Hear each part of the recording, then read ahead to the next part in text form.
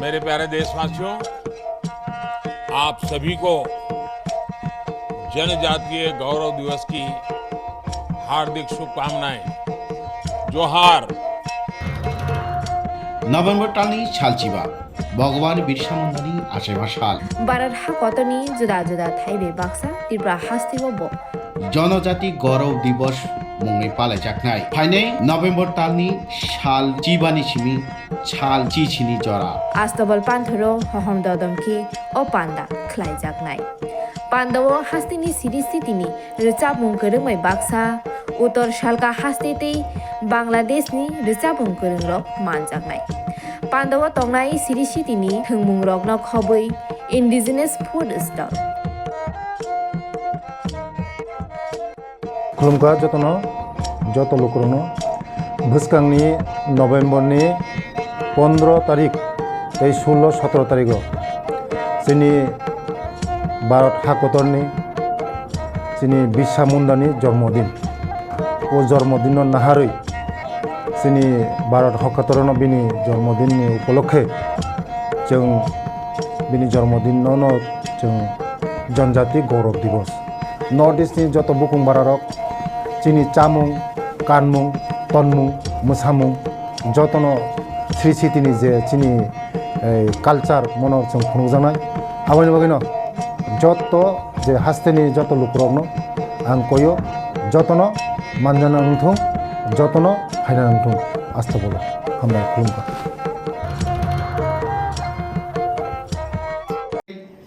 করেছে এটার একটা তথ্য আমি দিচ্ছি টেট 2 165 পরীক্ষার্থীরা they have qualified the exam TET 1 এ 194 জন পরীক্ষার্থী কোয়ালিফাইড এবং they have been certified by TRB একইভাবে এসটিজিটির পরীক্ষার্থীরাও পরীক্ষা দিয়েছে 11 তারিখ সেপ্টেম্বর 2022 আমাকে বলতে হচ্ছে this is my third time I am reminding the government যে 1 বছর 2 মাস পেরিয়ে গেছে সরকার এখনো এসটিজিটি পরীক্ষার রেজাল্ট বের করতে পারেনি they have not come out with the result এবং আমি আগেও বলেছিলাম বিধানসভায় একটা প্রশ্ন এনেছি এই ব্যাপার নিয়ে আরটিআই এর মাধ্যমে আমরা জানতে পেরেছি যে রাজ্যে এসটিজিটি বেকারদের জন্য 5304টি পোস্ট এখনো ভ্যাকেন্ট আছে কিন্তু মাননীয় মুখ্যমন্ত্রী বিধানসভায় আমার এক প্রশ্নের উত্তরে উনি বলেছেন যে মাত্র 1239টা পোস্ট ভ্যাকেন্ট তাহলে আমার প্রশ্ন হচ্ছে এই সরকারটা কিভাবে চলছে ছাত্রছাত্রীরা বেকার যুবক যুবতীরা যখন আরটিআই এর মাধ্যমে প্রশ্ন করে জানতে চেষ্টা করেছে তখন বলছে 5304টি পোস্ট আর বিধানসভায় মুখ্যমন্ত্রী যখন বক্তব্য করছেন লিখিতভাবে I can give you that answer এটা আমি গল্প তৈরি করে বলছি না এটা আমি দিতে পারি 1239টা পোস্ট ভ্যাকেন্ট বলে মাননীয় মুখ্যমন্ত্রী এই কথা বলেছেন বিধানসভায় আপনারা দেখেছেন ত্রিপুরা রাজ্যে টিচারের অভাব ছাত্রছাত্রীরা এটা আমার কথা না ছাত্রছাত্রীরা রাস্তায় নেমে আন্দোলন করছে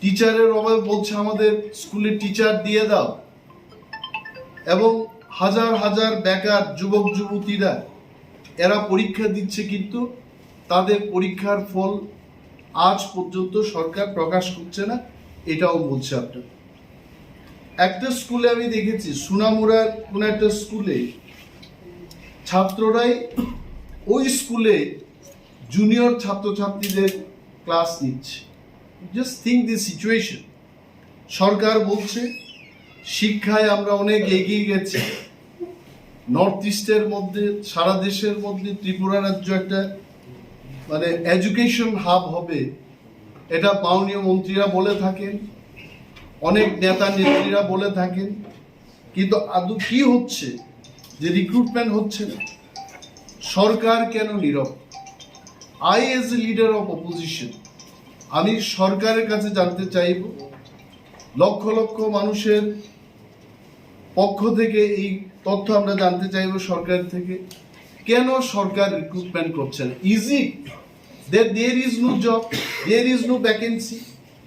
প্রতি বছর রিটায়ারমেন্টে শত শত শিক্ষক শিক্ষিকারা রিটায়ারমেন্টে যাচ্ছে, ওই শূন্য পদগুলো কেন সরকার রিক্রুট করছেন?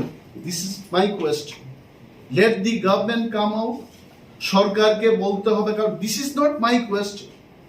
I am being approached by the unemployed youth, আজকেও এসছে, গতকালও এসছে, এবং বলছে যে আমাদের হয়ে কথা বলুন, please speak to the government.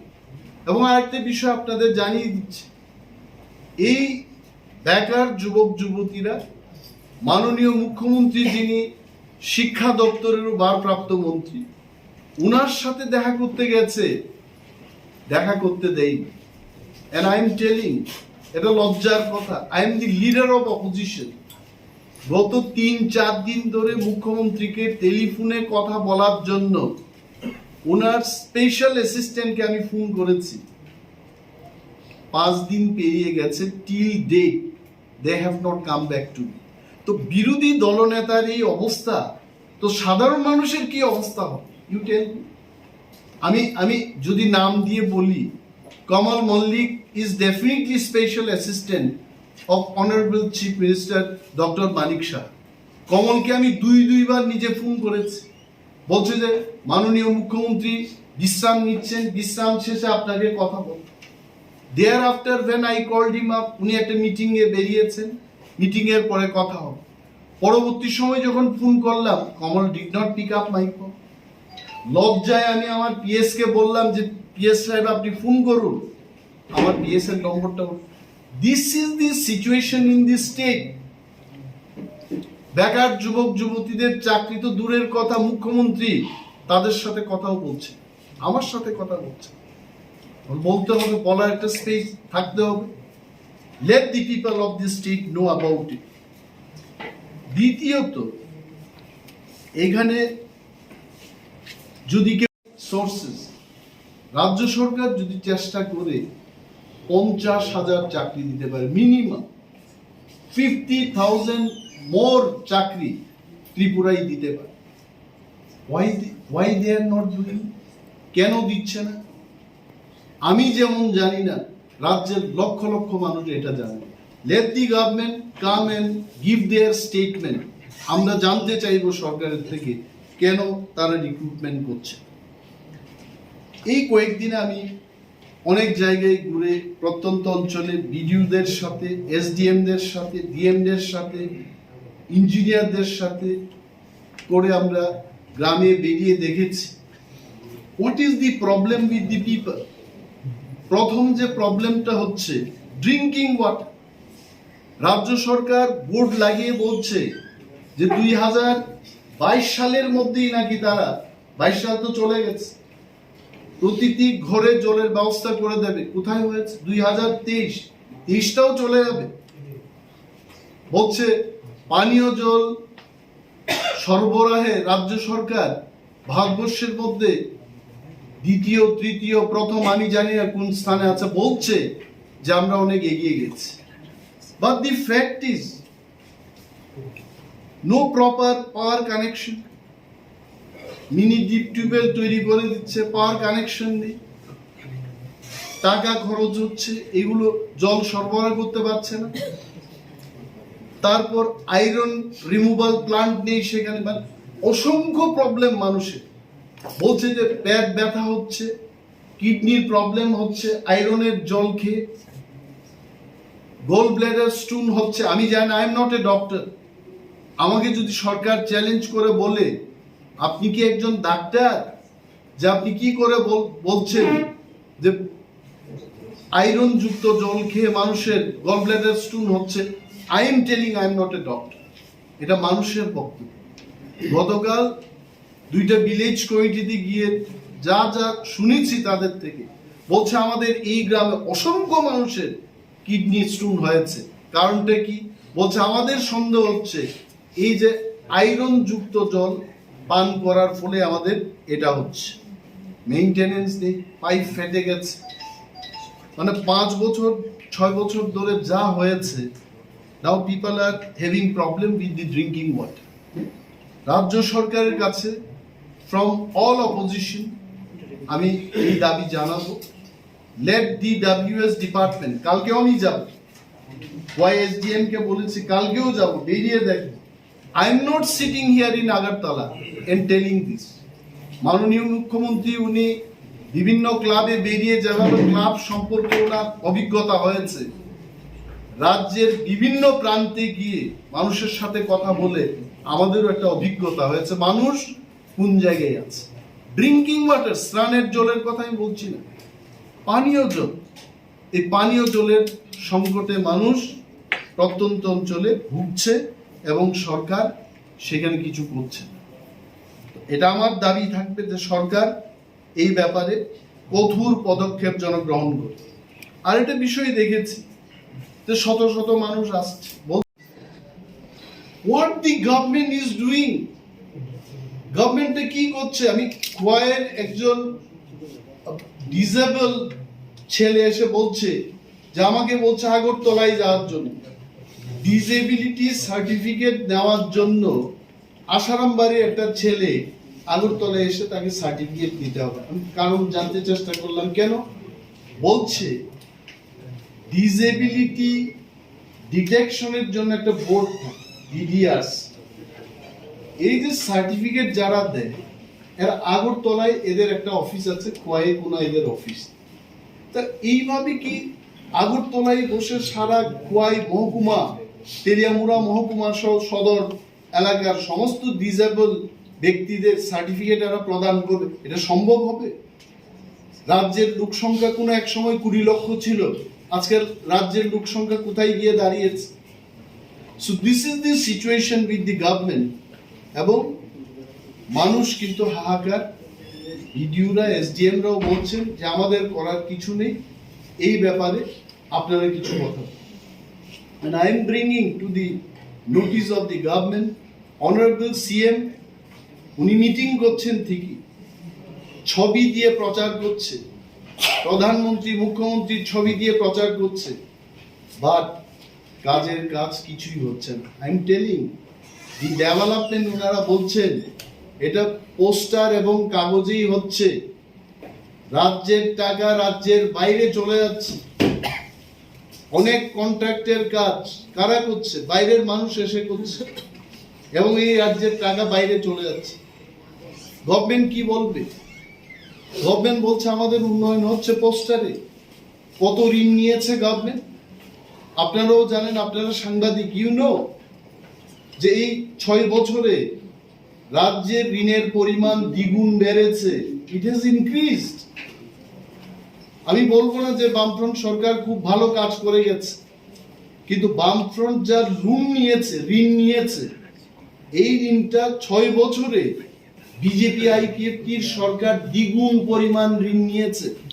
I am sure most of the people they don't do that. তারপরেও শুধু পোস্টারেই হচ্ছে এই উন্নয়ন,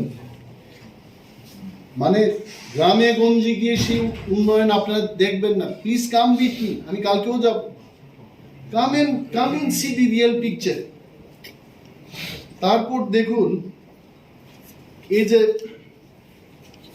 ঘরের যে ব্যাপার, প্রধানমন্ত্রী আবাস যোজনায় ঘরের যে সার্ভেটা হয়েছে এটা 2018 সালে করেছে। তো আজকে আমরা কোথায় আছি? 2023, ইট ইজ অলমোস্ট ওভার।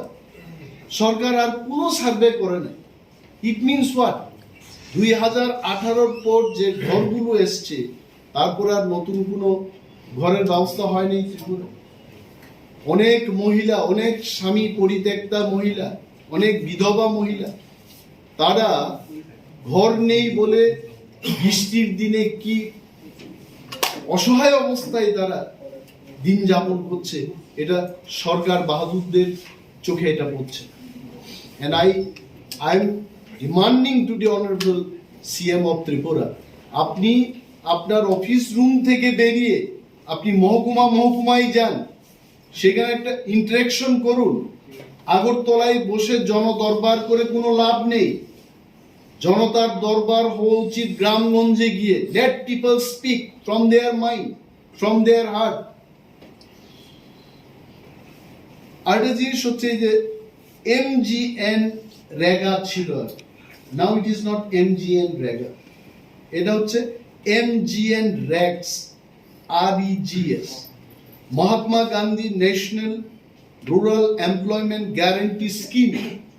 আগে ছিল এটা অ্যাক্ট থেকে স্কিম করেছে। আমি বিস্তারিত তথ্য নিয়েছি বিডিওদের থেকে, SDMদের থেকে। এই যে পুজো গেল, দুর্গা পূজা, আগে কি ছিল ত্রিপুরায়? দুর্গা পূজার সময় মিনিমাম একজন কার্ড হোল্ডারকে 10 দিন থেকে 15 দিনের কাজের সংস্থান করে দেওয়া। And this time we have seen not even 5 days. মানে বাংলায় কি বলে এটাকে? শ্রম দিবস, ম্যান্ডেট যাকে বলি। তো আমি সরকারি একটা অর্ডারে দেখেছি যে 10 থেকে 15 দিন ম্যান্ডেট দুর্গা পূজার সময় দেওয়া হয়। In the year 2015-16, in the year 2016-17, ওই অর্ডারের কথা বলছি। এইবার there is no order even for 5টা শ্রম দিবসের কাজ দেয় নাই তারা। And not only that, যাই কাজ করিয়েছে, আমি প্রেস মিটে গত 8 অক্টোবর একটা প্রেস মিটে বলেছি যে রাগার কাজ দ্বিগুণ করে দিন পুজোর সময়। যাই কাজ দিয়েছে they have not paid, পেমেন্টটা হয় না। তাহলে মানুষকে শুধু খাটিয়েছে, পয়সা দেয় নাই। দুর্গা পূজায়, লক্ষ্মী পূজা চলে গেছে, কালী পূজা আসছে, এখনো কিন্তু পেমেন্ট হয় না। একজন বিডিও সাহেবকে আমি জিজ্ঞেস করলাম, আপনার এই ব্লকে কবে আপনি শেষ টাকাটা পেয়েছেন?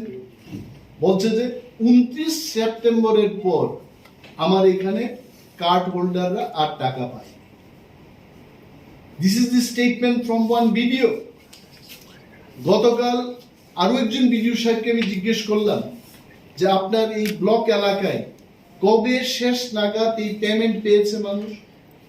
বলছে স্যার এটা সেপ্টেম্বর মাসে যা হয়েছে, 5 তারিখ অক্টোবরের পর no one got any payment. তাহলে দেশ আগে বাড় রাহা है। দেশ নাকি বিশ্বের সবচাইতে শক্তিশালী দেশে পরিণত হচ্ছে। তো ত্রিপুরাও তো শক্তিশালী হবে। ত্রিপুরা তো দেশের বাইরে না, কেন দেওয়া হচ্ছে?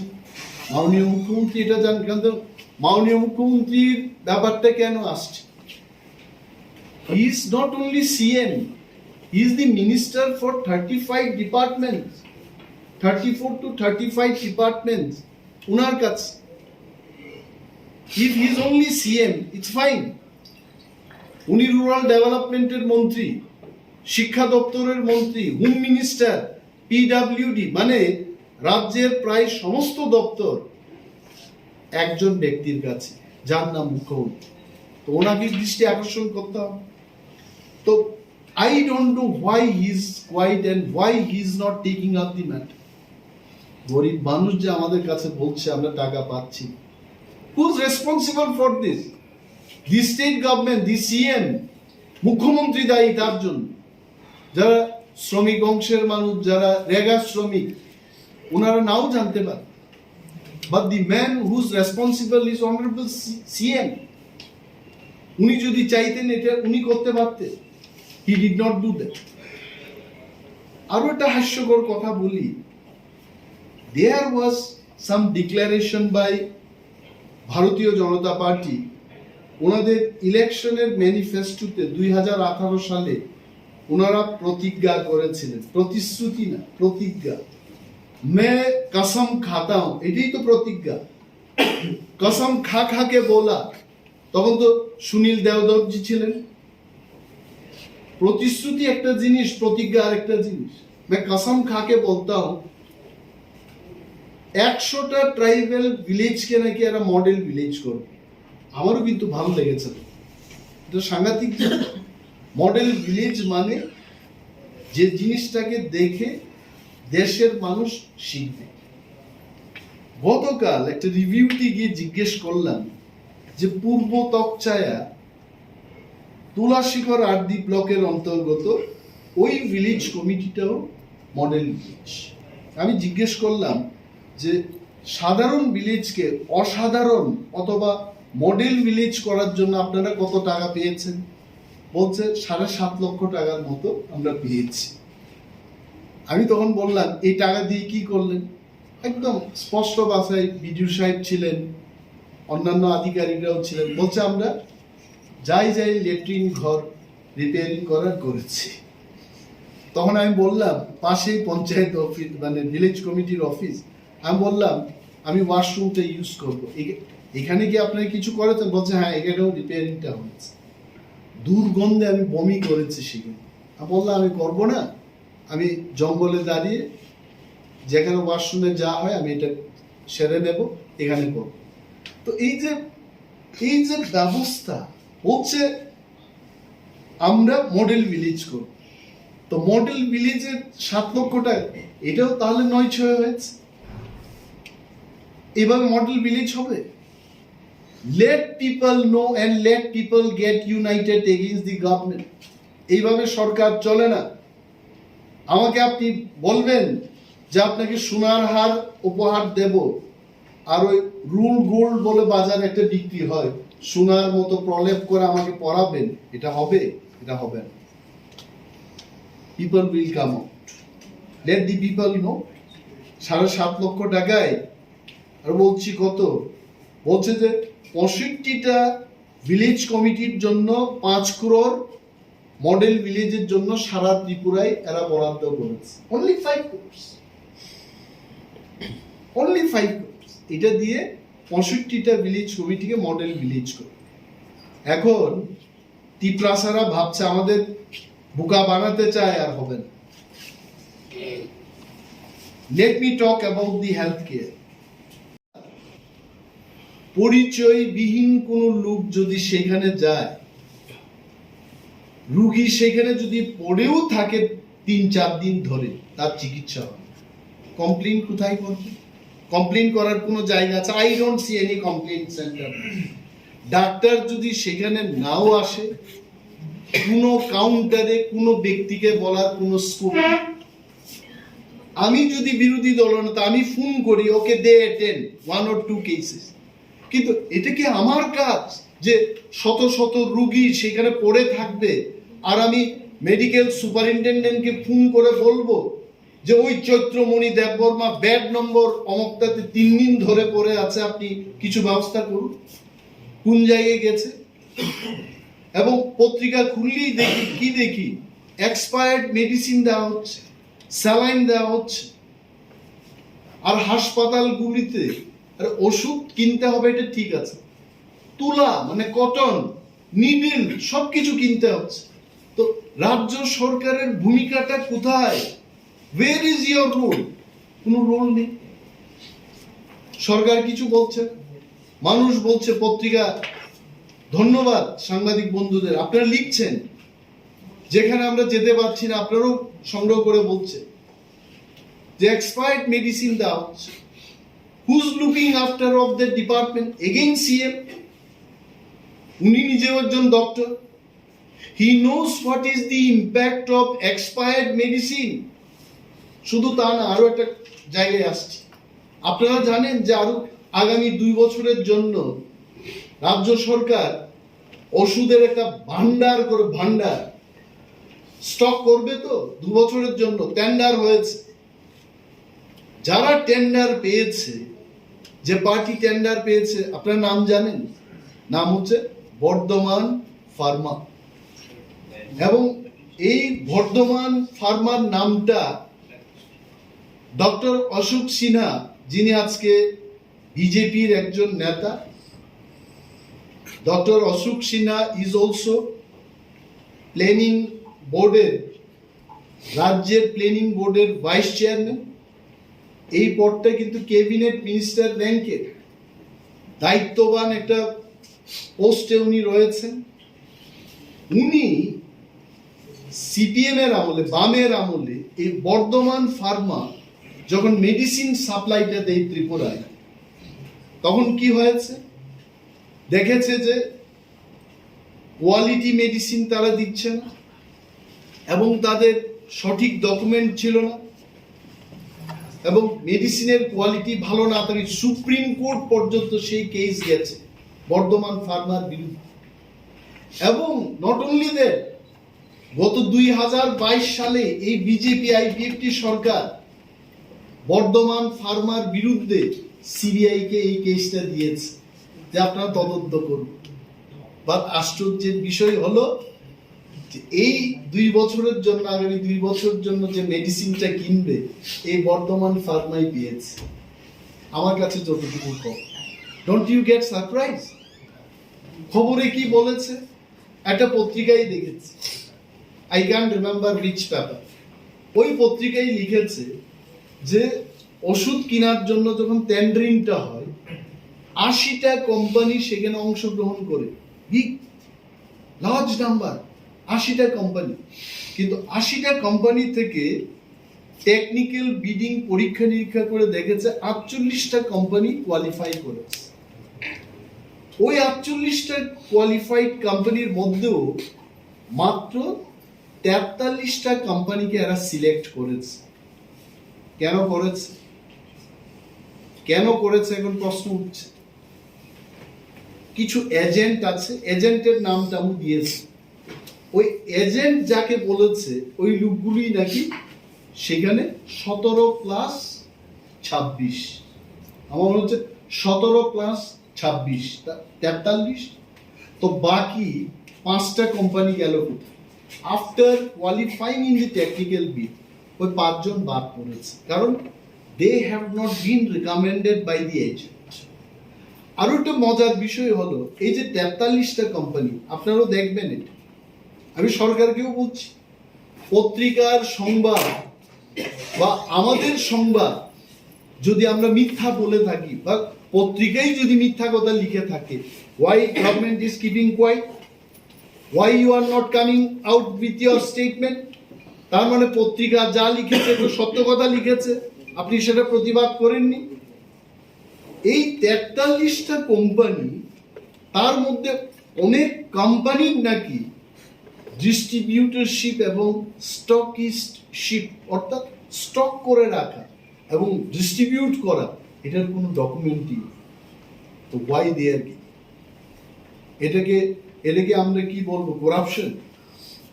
এটা আপনারা যাচাই করুন। রাজ্যের মানুষ এটা জানা উচিত। আমি চাইছি এটা তদন্ত হোক, আই এম ডিমান্ডিং এটা তদন্ত হোক। আর জিবির যে ব্যাপারে বলেছিলাম যে সাধারণ মানুষ গেলে তাদের যে বেহাল অবস্থা, নাও ইউ আস্ক মি কি করা উচিত? কমপ্লেন কাউন্টার হোক, সেখানে ডাক্তার যদি, নার্সরা যদি দুর্ব্যবহার করে থাকে, আমার রুগীকে যেন তারা যদি চিকিৎসা না করে, তাহলে আমার একটা কমপ্লেন দেওয়ার একটা কাউন্টার থাকতে হবে সেখানে। Late government form A counter, establish a counter, ওই কাউন্টার আমি গিয়ে সেখানে বলব দিস ইজ হেলথ ডিপার্টমেন্ট। আরো তো পত্রিকায় বা আমরা চোখে যাই দেখি, so many things we see. আর এটা বলবো বিদ্যুৎ দপ্তরের কথা। ওয়াই সাব ডিভিশন অফিসে পাওয়ার ডিপার্টমেন্টে সেইখানে আগে 65 জন লোক কাজ করতো এই সার্ভিসিং সেক্টর পাওয়ার ডিপার্টমেন্ট, তার বর্তমানে সংখ্যাটা দাঁড়িয়েছে অনলি 27। তো 65 জনের কাজ যদি 27 জনকে করতে হয়, তারা কি করে করবে? সো ম্যান পাওয়ার শর্টেজ হচ্ছে বিদ্যুৎ বেহাল পরিস্থিতির 1 নম্বর কারণ। 2 নম্বর কারণটা হচ্ছে যে সমস্ত কল সেন্টারগুলো আছে, এই কল সেন্টারগুলো 24 ঘন্টা কাজ করছে না, 5টার পর তাদের পাওয়া যাচ্ছে না। আর কল সেন্টার, প্রতিটি কল সেন্টারে সার্ভিস গাড়ির ব্যবস্থা থাকা উচিত, এগুলো নেই। আশারামবাড়ি কেন্দ্রে 3টা সার্ভিস কল সেন্টার রয়েছে, বলছে একটাতে শুধু গাড়ির ব্যবস্থা আছে, তো বাকি দুইটাতে কল পেলে পায়ে হেঁটে যাবে নাকি রাত্রেবেলায়? তো এইগুলো বিদ্যুৎ দপ্তরকে দেখতে হবে। আরো একটা বিশাল জিনিস, জনগণের থেকে কমপ্লেন আসছে, বলছে হঠাৎ করে 5,000 টাকার বিল আসছে। কি কারণ? কারণ যারা মিটার রিডিং করে বিলটা তৈরি করবে, এরা 3 মাস 4 মাস বাদে বাদে গিয়ে বিলটা করছে। This a fact. আমি মাননীয় মন্ত্রী মহোদয় শ্রী রতনলাল নাথ মহোদয়কে আমি অনুরোধ করব, আমি দাবি জানাচ্ছি আপনাদের কাছে, আপনারা দেখুন এই ব্যাপারটা। কারণ তখন আমি জিজ্ঞেস করলাম, কেন আপনারা মিটার রিডিং করে বিলটা করছে না? বলছে আমাদের কাছে স্পট বিলিং মেশিনটা নেই, আমাদের দরকার 12টা, আমাদের কাছে আছে 5টা। তাহলে তো 12টা যেখানে তাদের বিলিং মেশিন দরকার, স্পট বিলিং মেশিন, 5টা দিয়ে কি করে করবে? 2-3 মাস বাদে বাদেই করবে। তো এই যে ব্যবস্থা, এটার থেকে উত্তরণ করার ব্যবস্থা কে করবে? সরকার।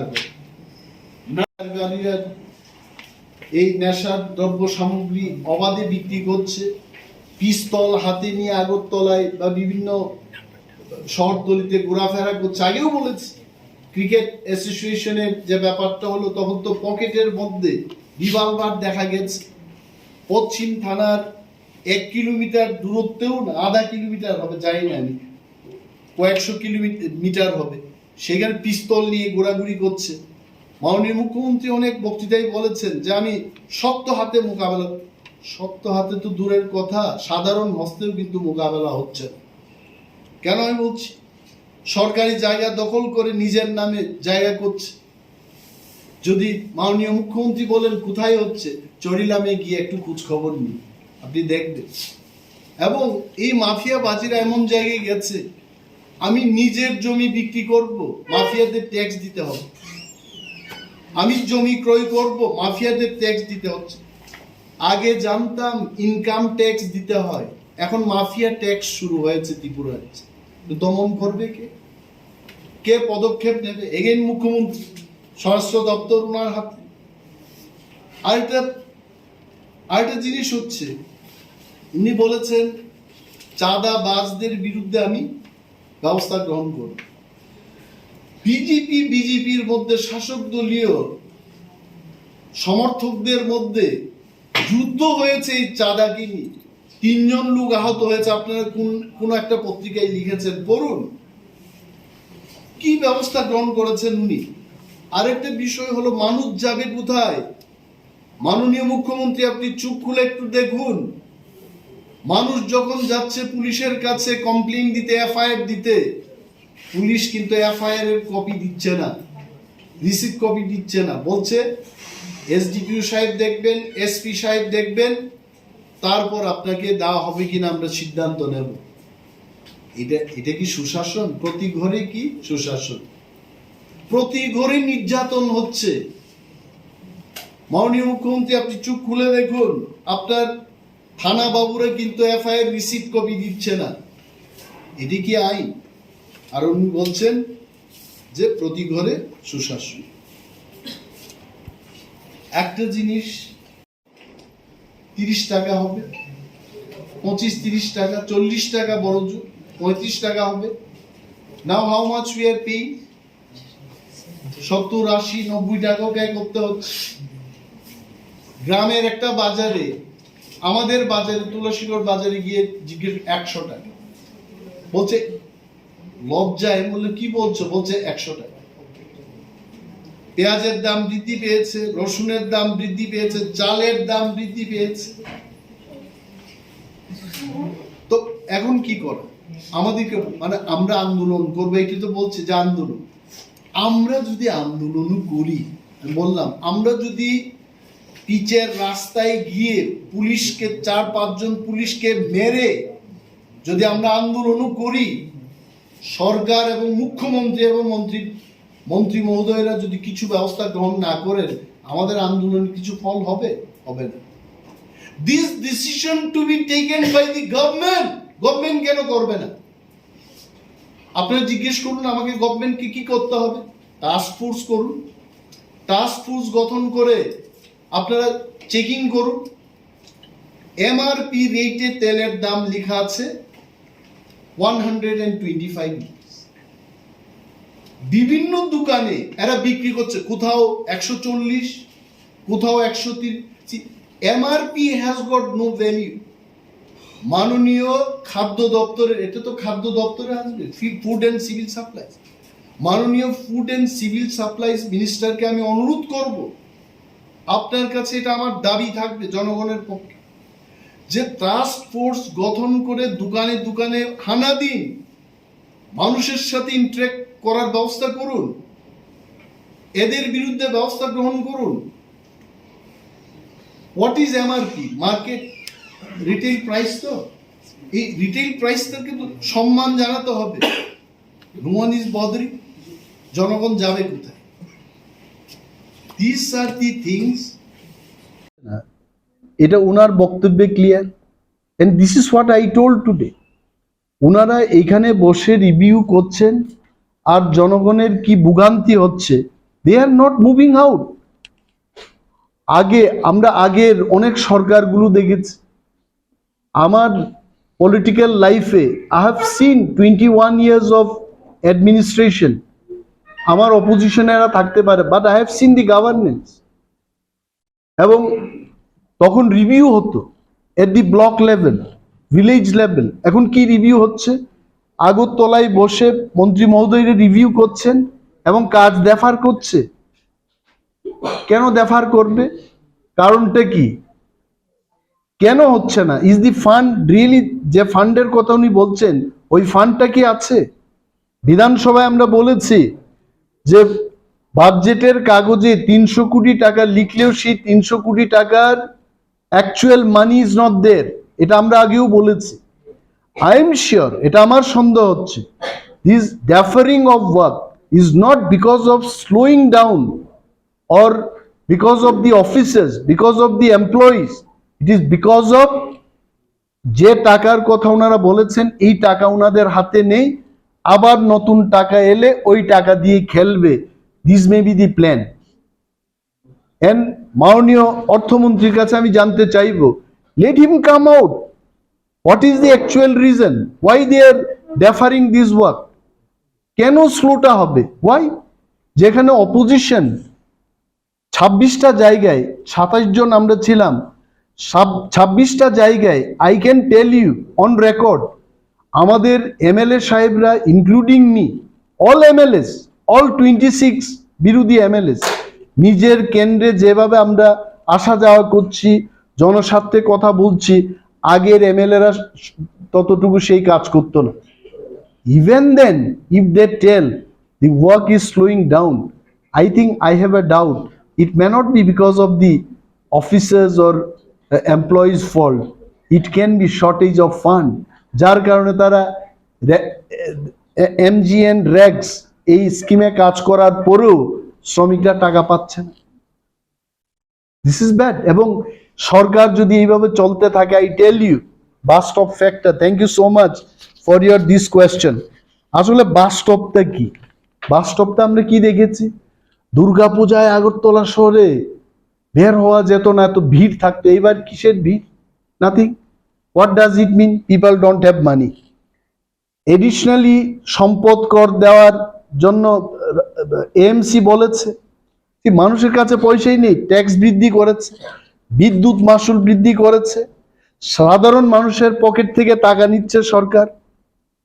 এন্ড ডেভেলপমেন্ট, যেটা আমি বলেছি পোস্টার, আর আমার এই ত্রিপুরার যে কিছু লোক, এরা টাকা উপার্জন করছে। কারা? সরকার পক্ষের কতিপয় লোক। ওই কতিপয় লোক দিয়ে তো আমার ত্রিপুরা রাজ্যের আর্থিক উন্নয়ন হবে না। এইভাবে যদি সরকার চলতে থাকে, আপনারা চতুর্থ স্তম্ভ গণতন্ত্রে আপনারা মানুষের কাছে এই খবরগুলো নিয়ে যান। মানুষ যেদিন জেগে উঠবে, সরকার না কেউই থাকতে পারবে না। পাথর ভেঙে মানুষ কি করে এটা পাউডার করে দেয়, সরকার কি জিনিস? যদি এটা করতে থাকে, this government also will not be there. Thank you.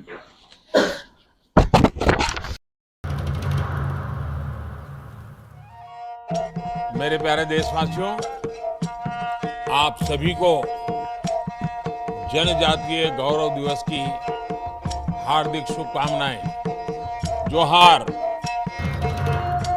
November टालनि सालचिबा भगवान बिरसा मुंडानि आसेमा साल भारत हाकतनि जुदा जुदा थाइबे बाक्सा त्रिपुरा हास्तिबो बो जनजाति गौरव दिवस मुङै पालायजानाय फाइनै नभेम्बर टालनि साल चिबानि सिमी साल चिचिनि जरा आस्तबल पान्थरो हहम ददमखि ओ पान्दा ख्लाइजाकनाय पान्दावो हास्तिनि सिरिस्थितिनि रोचाबुं गोरोङै बाक्सा उत्तर सालका हास्तेतै बांलादेशनि रोचाबुं गोरोंरक मानजाकनाय पान्दावो तंनाय सिरिस्थितिनि थोंमुं रकनो खबै इन्डिजिनास फुड स्टल खुलुमगा जत लोकरनो भुसकांनि नभेम्बरनि 15 तारिख 16-17 तारिख जोंनि भारत हाकतरनि जोंनि बिरसा मुंडानि जन्मदिन ओ जन्मदिन नाहारै जोंनि भारत हाकतरनो बिनि जन्मदिननि उपलक्षे जों बिनि जन्मदिनावनो जों जनजाति गौरव दिवस नर्थ इस्टनि जत बुकुं बारारक जोंनि चामुं कानमुं तनमुं मोसामुं जतनो श्री सिटिनि जे जोंनि कालचार मनर जों खुंजानाय आबानि बागैनो जत जे हास्तेनि जत लुकरकनो आं कयो जतनो मानजाना नंथों जतनो फायना नंथों आस्था बोलो हामबाय खुलुमबाय।